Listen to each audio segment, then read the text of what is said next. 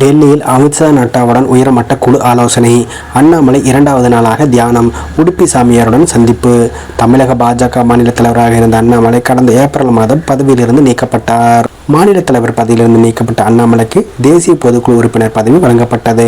ஆனால் முக்கிய பதவி வழங்கப்படாததால் அவர் கடும் விரக்தியில் இருப்பதாக கூறப்படுகிறது. அண்ணாமலை மாற்றப்பட்டதற்கு ஒன்றிய நிதியமைச்சர் நிர்மலா சீதாராமன் தான் காரணம் என்று கூறப்படுகிறது.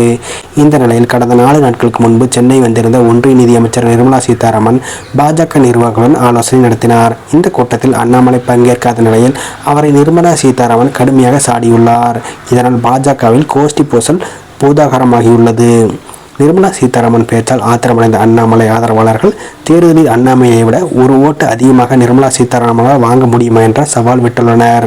இது தொடர்பாக அண்ணாமலை டெல்லி மேலிடத்தில் புகார் செய்ததாக கூறப்படுகிறது.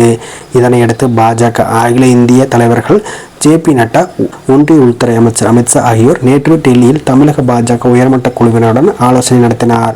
ஆனால் அண்ணாமலை நேற்று டெல்லிக்கு செல்லவில்லை.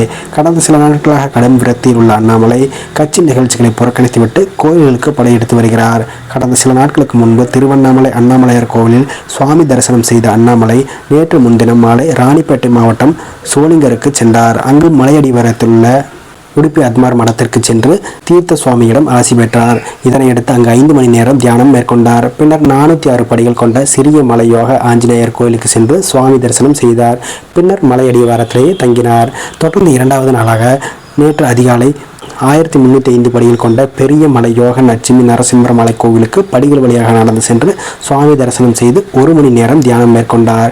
உயர்மட்ட குழு ஆலோசனை கூட்டம் நடைபெற்ற நிலையில் அண்ணாமலை கோயில்களில் தியானம் மேற்கொண்ட சம்பவம் கட்சியினர் மத்தியில் பரபரப்பை ஏற்படுத்தியுள்ளது.